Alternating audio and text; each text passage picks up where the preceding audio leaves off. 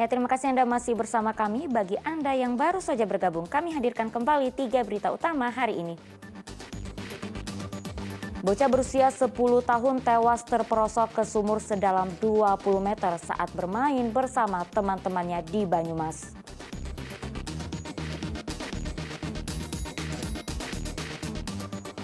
Berkedok jual madu, sebuah rumah yang disulap menjadi tempat produksi dan gudang minuman keras ilegal di Boyolali digerebek polisi.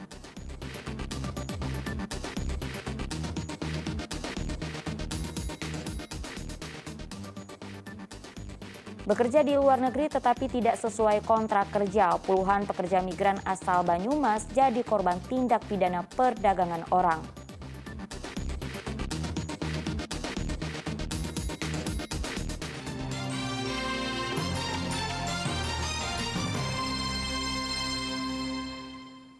Berkedok jual madu, sebuah rumah di Desa Mojolegi, Boyolali digerebek polisi karena ternyata menjadi pabrik sekaligus gudang minuman keras ilegal.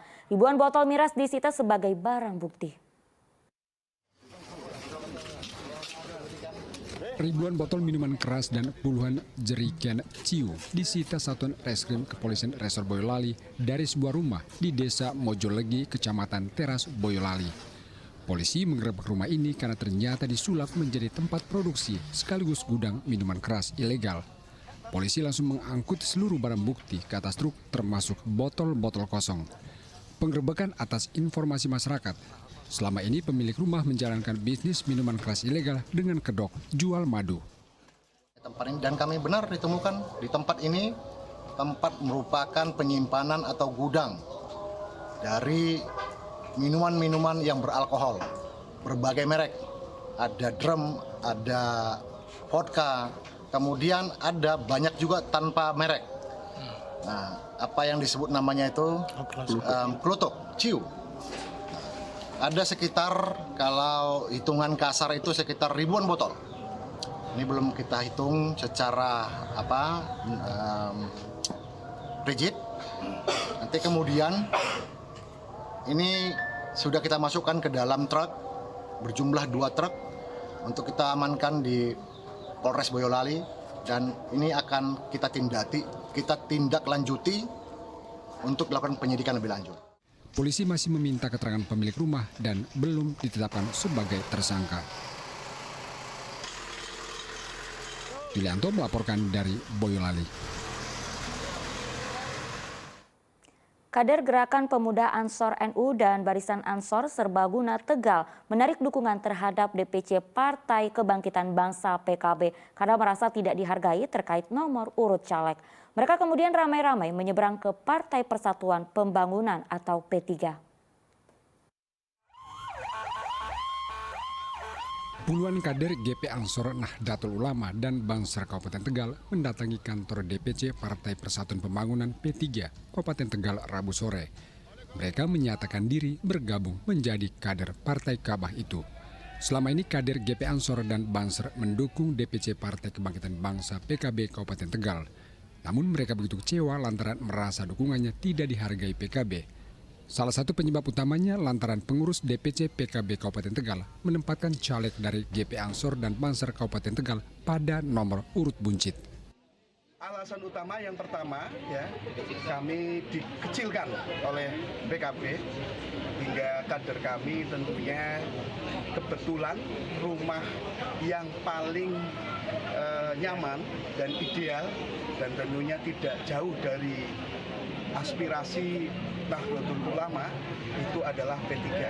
Jadi setelah kader-kader kami dikucilkan, khususnya Kasat Porja Banser, mencalonkan diri sebagai DPRD Provinsi, dikasih nomor terakhir. Kami merasa organisasi kami nggak dihargai. DPC P3 Kabupaten Tegal langsung menerima dan menyematkan jaket dan peci P3 kepada Ketua GP Ansor Kabupaten Tegal sebagai simbol menjadi anggota partai.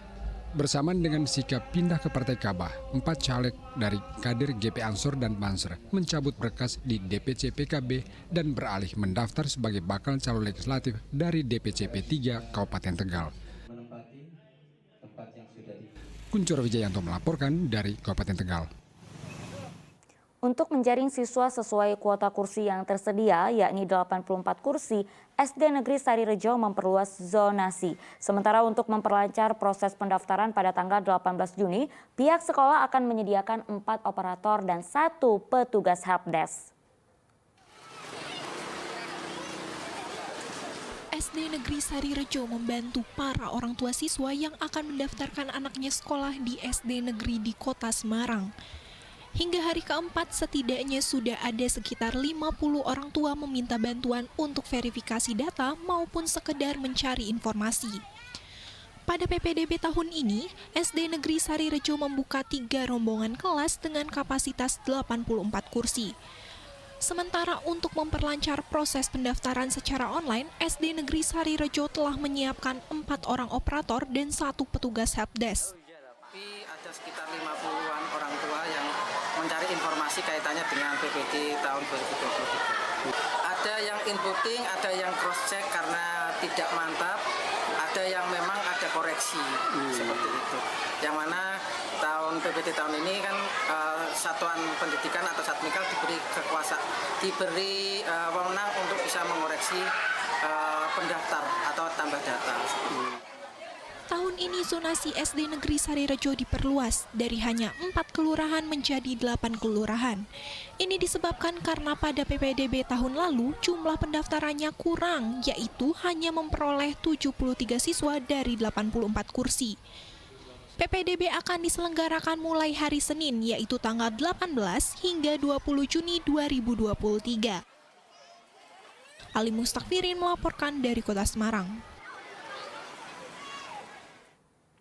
Polres Grobogan menjaring sejumlah anak jalanan. Mereka diajak membersihkan tempat ibadah dan sholat berjamaah.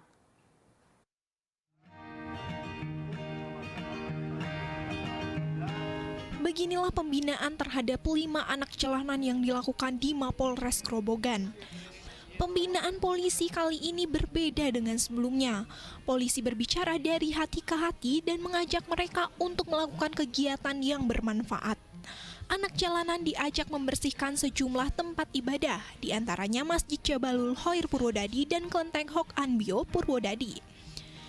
Mereka juga diajak membersihkan Taman Makam Pahlawan. Bukan hanya itu, setelah bersih-bersih, mereka diajak sholat zuhur berjamaah dan makan bersama. Juga nanti kembangkan untuk pembinaan ke depan untuk mereka. Jadi pesan kita kepada masyarakat juga untuk menilai anak-anak PANG ini bahwa kita bisa membenci perbuatannya yang salah, tapi kita tidak boleh membenci manusianya. Kita harus rangkul, kita harus ajak mereka untuk tetap ke jalan yang baik. Aksi sosial menjadi bagian dari rangkaian acara Hari Jadi ke-77 Bayangkara. Anak-anak jalanan sengaja dilibatkan supaya mereka merasa dihargai dan tersentuh hatinya, sehingga mereka tidak mengulangi perbuatan yang meresahkan masyarakat. Arif Nur melaporkan dari Grobogan.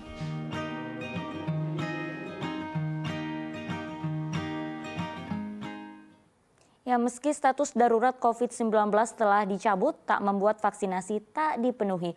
Polres Semarang menggelar vaksinasi gratis untuk booster pertama dan kedua kepada karyawan pabrik. Puluhan karyawan sebuah pabrik di Kabupaten Semarang mengantri untuk vaksinasi gratis booster pertama dan kedua. Vaksinasi ini bersifat wajib yang diikuti seluruh karyawan dengan target 1.500 dosis habis dalam 3 hari.